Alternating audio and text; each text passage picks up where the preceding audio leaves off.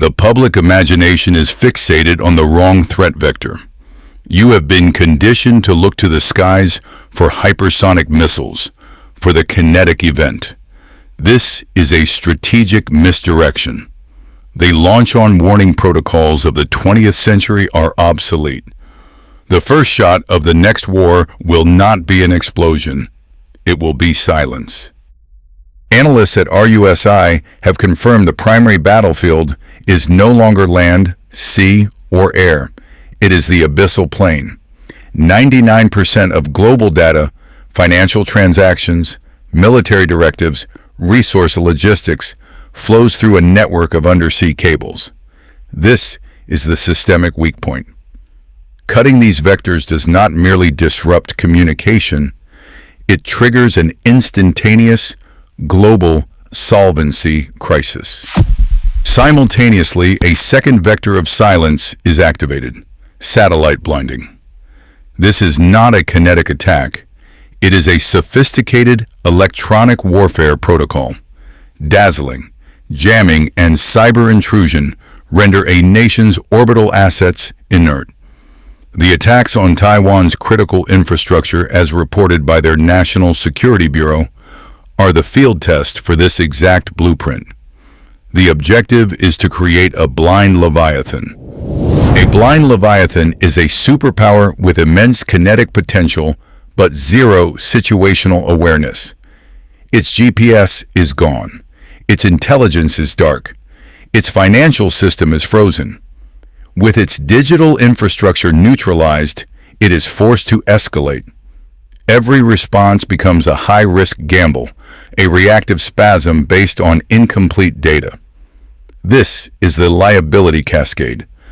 A minimal, asymmetric attack on a systemic weakness forces the defender into a mathematically certain terminal conflict. This is not a stalemate. It is a checkmate engineered from silence. Conventional warfare is a luxury for solvent nations. The motive for pivoting to asymmetry is not choice. It is a mathematical function of internal collapse. When a state's domestic liabilities, political dissent, resource depletion, economic failure exceed its conventional power, it enters a solvency crisis.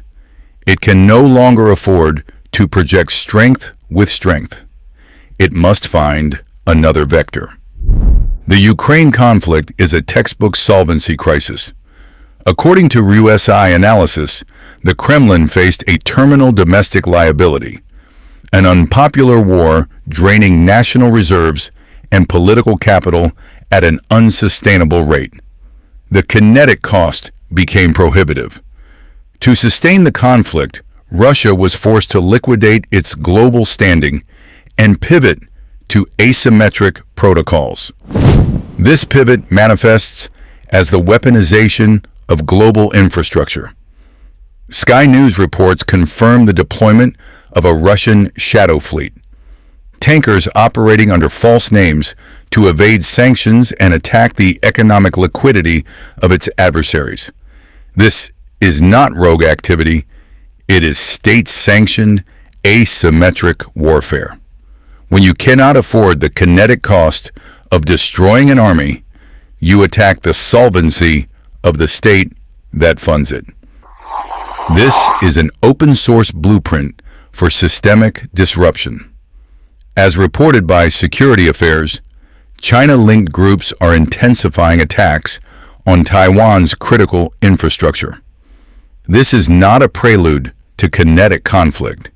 It is the conflict executed against the fragile, systemic nodes of a modern state.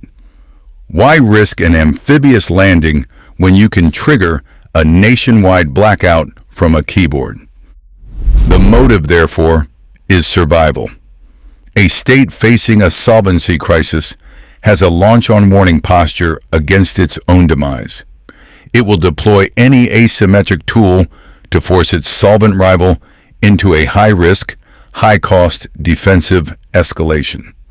This isn't a strategy for victory. It is a protocol designed to make a localized weakness contagious, pulling the entire system into a terminal liability cascade. The central equation of modern conflict is an asymmetric solvency crisis. According to analysts at RUSI, the Royal United Services Institute, the kinetic cost to liquidate a $5 million main battle tank is now $500. This is not a battlefield problem. It is a balance sheet problem. The adversary is not matching strength with strength. They are applying an economic vector to trigger a liability cascade.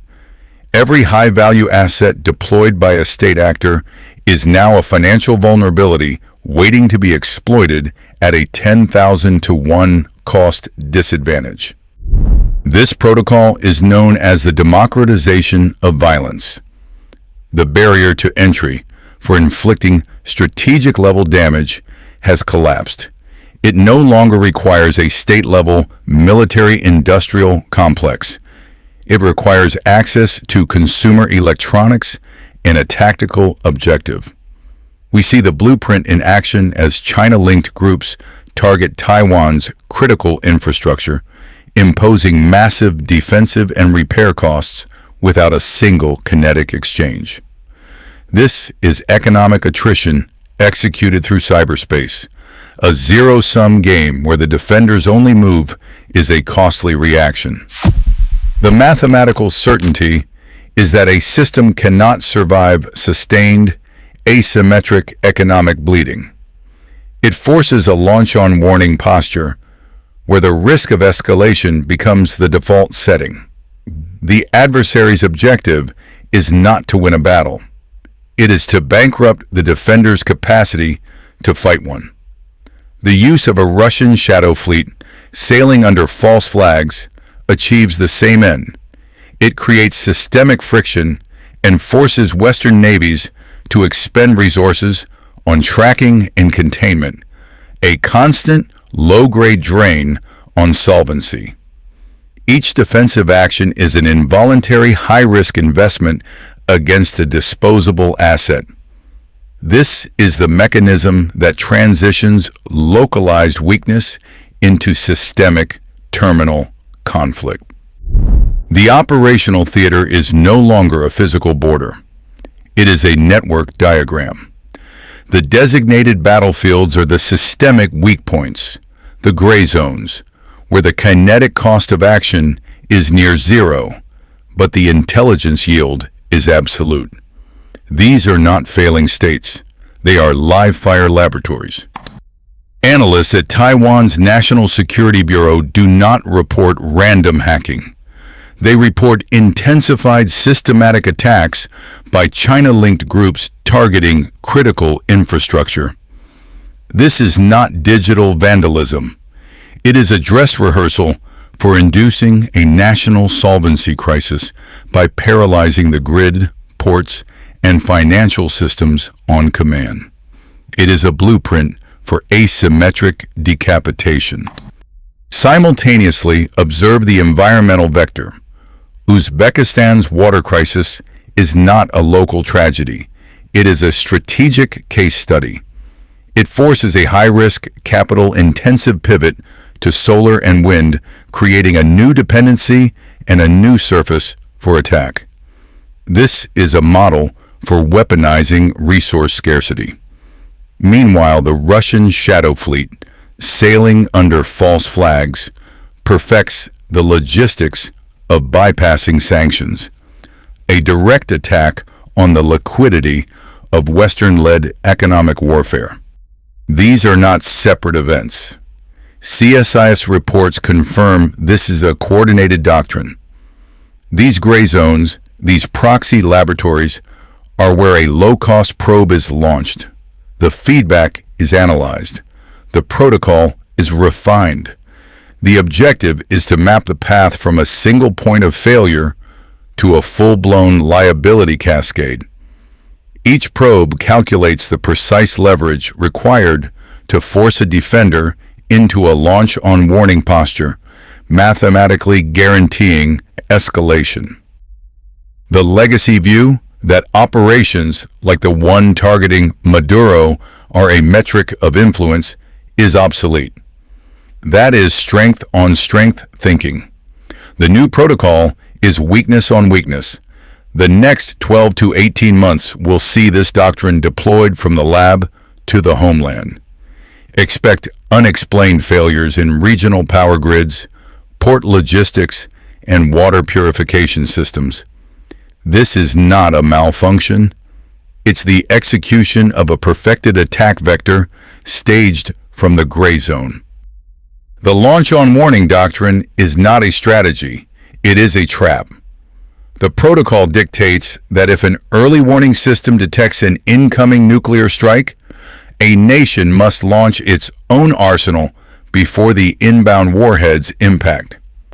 The cold logic is that failing to do so guarantees the total loss of retaliatory capability. It is a pre-calculated response to a kinetic threat. This protocol, however, was designed for a world of radar and satellites, not fiber optics and malware. Today, the initial vector of attack is not kinetic, it is digital. An adversary doesn't need to fire a missile. They only need to blind the systems that would detect one. According to CSIS analysis, the relentless cyber attacks on critical infrastructure, such as those China-linked groups are directing at Taiwan, are not random acts of disruption. They are systemic probes mapping the digital dependencies of a nation's defense grid. This is the fog of digital war. A commander sees his screens go dark. He has minutes to decide, is this a system error or is this the deliberate blinding that precedes a decapitation strike? As analysts at RUSI note, hesitation is a luxury he cannot afford. The attacker applies low-cost, asymmetric leverage, a piece of code, to force a high-cost, terminal decision from the defender. The doctrine itself becomes the weapon, turning a localized cyber attack into a systemic liability cascade with a mathematical certainty of escalation. The system is no longer a deterrent, it is an accelerant. The protocol for systemic attrition is already operational. Security Affairs reports China-linked groups are executing dress rehearsals, intensifying cyber-physical attacks on Taiwan's critical infrastructure. This is not theory. It is a documented blueprint. Concurrently, Russian shadow fleet tankers are being deployed under false flags, as observed in the English Channel. These are not disparate events. They are components of a single weapon system. Asymmetric leverage against fragile supply chains. The thesis of a localized weakness triggering a liability cascade will be tested. The calibration shot will not be a kinetic strike, but a solvency event. It will target the digital nervous system of a strategic economic node, creating an attribution impossible crisis. The calibration forecast. Within the next 3 fiscal quarters, expect a synchronized cyber-physical event targeting the crane automation and logistics software of a major U.S. Gulf Coast energy port. The disruption will appear as a catastrophic glitch, halting operations for 48-72 hours. It will be launched from a non-attributable commercial vessel, creating a launch-on-warning dilemma for NORAD and Cybercom. The economic cost will be measured in billions. The strategic signal will be priceless. The event will prove that the primary vector for terminal conflict is no longer military, but logistical.